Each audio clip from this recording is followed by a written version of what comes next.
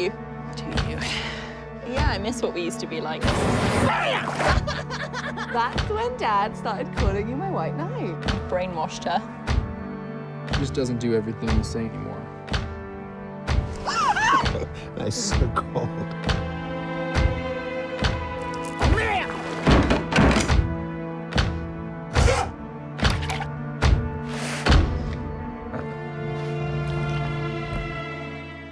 My name's Madeleine Sims-Fewer. And I'm Dusty Mancinelli, and we are the writer, director, and producers of Violation.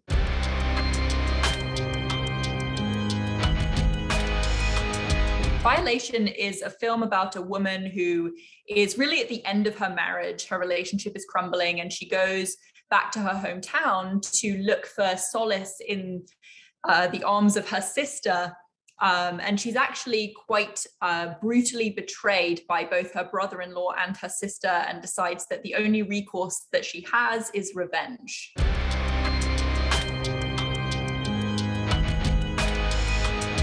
We met at the 2015 TIFF Talent Lab, and at the time we were both making our own short films, but I think secretly we were looking for a collaborator, and we decided to go back and do our master's in film production in Toronto, and it was there that we had this unique opportunity to start co-directing. And I think it was the first time that we really enjoyed the process of making a film and not just having made something. Yeah, it was always kind of a means to an end, where you have this picture in your mind, but then the getting there and being on set is such a struggle. And I think it was really after the first short film we made together, we just looked at each other and were like, this is actually fun. It really took the pressure off, and I think we're just so like-minded that we really clicked and it worked. Yeah, and our friendship is really kind of founded on our own shared histories of sexual abuse and trauma in our own past, and that's how we really kind of connected. And it was through our short films that we started to really, explore our experiences and our ideas about that topic. And really it culminated in, I think, the creation of Violation. We really wanted to try to capture the post-traumatic stress that the body goes through when dealing with trauma, all told from this one perspective, and try to do it in a non-linear way that mimics the disorientation that someone who has survived sexual assault, experiences.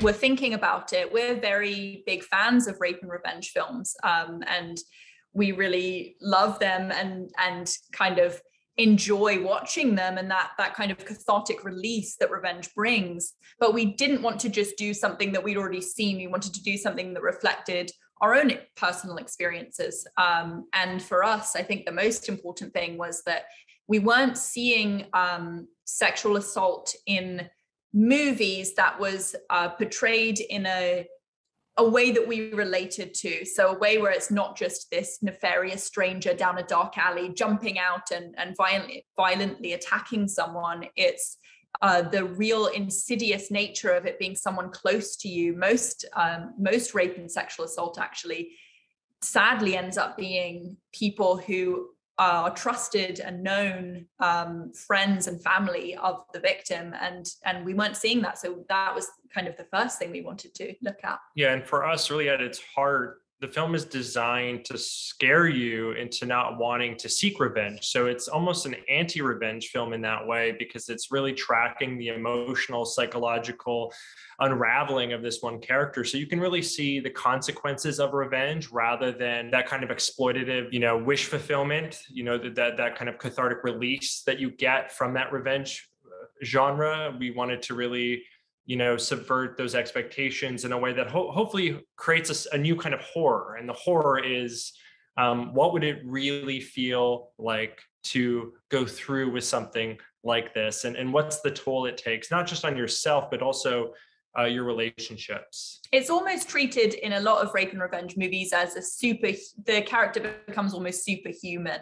And we wanted to really kind of punctuate those moments of humanity, where what if you or I did something horrific? How would that actually affect us? How would that feel? We felt like we probably wouldn't react superhumanly in those cases. And I think something else that that we really wanted to play with was the idea of the male body and male vulnerability, rather than seeing a naked female body, which is we're so used to, we're so desensitized to, and it almost becomes titillating to see a half-naked woman seeking revenge. We wanted to not put her in kind of that vulnerable, exploitative frame at all, and really focus on the male body and the vulnerability and the rawness that comes with a man in a sexually vulnerable position.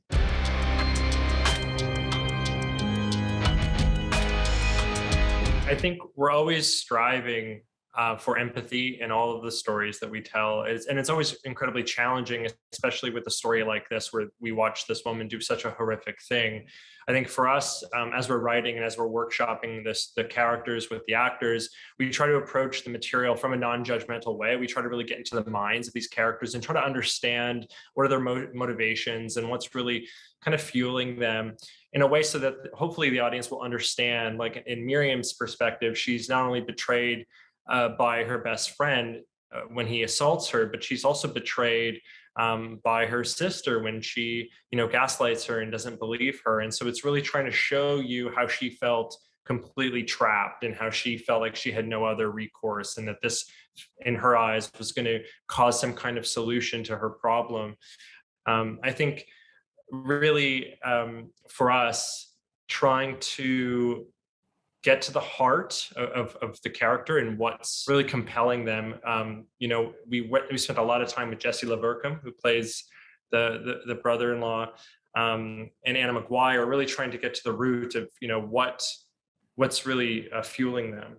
Yeah, I mean, I think something that's interesting to us, and hopefully like you, the audience, will empathize as well as be disgusted by some of the things that Miriam does. But I think what's interesting to us is this idea of a flawed person. And just because she's flawed doesn't mean that what happens to her is okay. I think quite often we're used to seeing the fairy tale example of a pure, innocent character a person who is wronged. And then of course we're on their side, but real life isn't like that. People are not wholly good and wholly bad. And I think seeing a character that makes mistakes and I think we see this so much with male anti-heroes already, and we're just not kind of as used to it with female anti-heroes. But just because she is not the greatest person doesn't mean she deserves what is done to her. Yeah, exactly. And there's a line in the film where someone says that they're medium shitty. And the idea there is just that we're all flawed, right? We all have, positives and negatives. And there is something really problematic about this notion that only, good people are traumatized, or only good people suffer from sexual assault, and really trying to show you just that she is a complex woman who, has traits that might not be incredibly likable, but yet something horrific did happen to her that still matters, that still counts. And hopefully there's more humanity in the way in which the characters are drawn, so that the audience can really identify with different facets of different characters.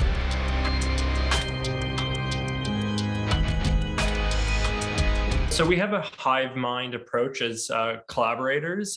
So we try to spend a lot of time during the writing process really unifying our vision. I think what makes our collaboration very unique, though, is that we're always coming to the material from a man and a woman's perspective. And so we're challenging each other in a way that hopefully strengthens the work itself. But by the time we get to set, or we start pre-production, we've hopefully come to a really clear front on how we view the material and the characters in such a way that we don't really delineate roles or responsibilities. We spend a lot of time together doing kind of everything.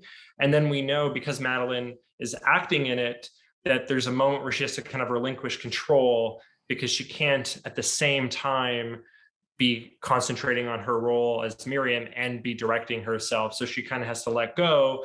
And I think that requires a real amount of kind of stamina on Madeleine's part, and kind of dexterity in her ability to compartmentalize both directing and acting.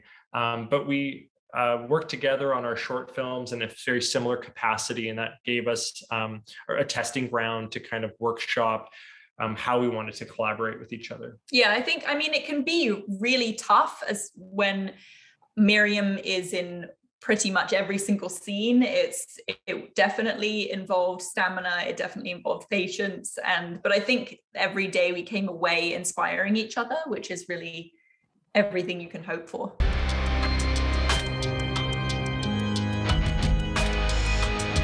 So this was our first feature, and it was made through this emerging filmmaking fund in Canada called the Talent to Watch by Telefilm.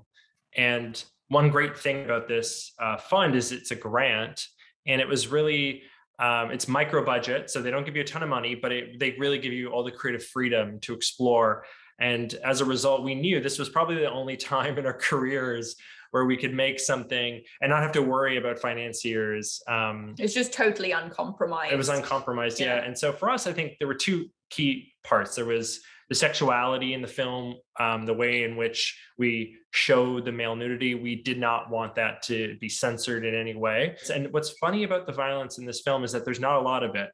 There's just really one or two moments. And what was most important to us was just trying to really create an environment for the viewer that felt as if they were really there. So it's not about the kind of standard shock or gore. Yeah. So you're which is so desensitizing in a way. It's like, you see lots of guts and blood and close-ups of bones breaking. We didn't want any of that. We wanted it to really feel like, oh my God, is this happening in front of me? Yeah, and really violence should be horrific. Violence should be sickening. And I feel like right now in a lot of horror films, it's just used as a device to frighten temporarily rather than psychologically terrorize someone.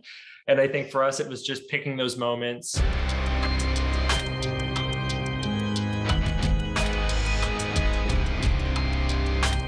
We were really fortunate. We worked with this amazing special effects company in Toronto, Mind Warp, and they built a full body cast of Jesse Lavercombe. And that's how we were able to shoot some of those long takes that look very realistic in a very uninterrupted, kind of hopefully a documentary style approach. Tennille Shaki, who built this body with her team, she's just a brilliant artist where she literally like punched every little hair into the body. Every freckle was painted. It was insanely detailed. It was scary because we shot all of the scenes with Jesse Lavercombe. He left and then the body came and it felt like he was still there on set. He was just sitting in the living room. It was really quite creepy. But yeah, we were very lucky to have that kind of artistry brought. And that the body had bloodlines running all the way through the actual body. Yeah. From the feet all the way up to the head.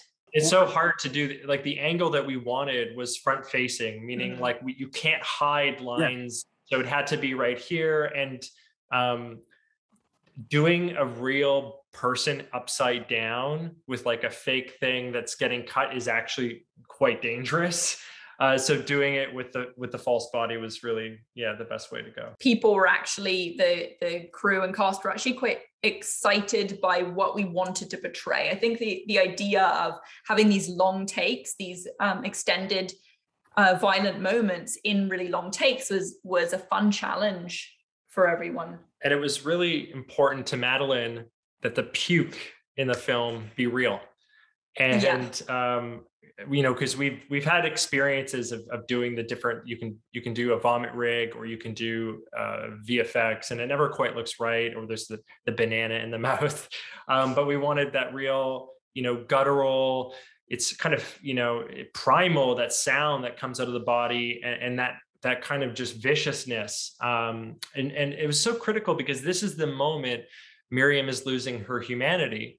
And we wanted to show you that she was repulsed. She was disgusted by herself, and that physical reaction of repulsion, trying to capture that in a realistic way was really important. And it turns out if you drink a pint of salt water and a pint of raw eggs 5 minutes later. It wasn't even 5 minutes, it was 5 seconds. 5 seconds later. We don't recommend that you do this at home. But yeah, so it was, you know, having a crew that really understood the level of realism in that moment, and again, being very patient and respectful, and you know, we had a medic and making sure. But it was also correlated, that moment of the vomiting correlated with the special effect that we only had one go at. Yeah. So I think everyone was just excited by the challenge and the fact that it hadn't been done before in this way. Don't fucking touch me, mate. Don't fucking touch me. Back in your car. Or what? Or fucking what, mate? Or fucking what?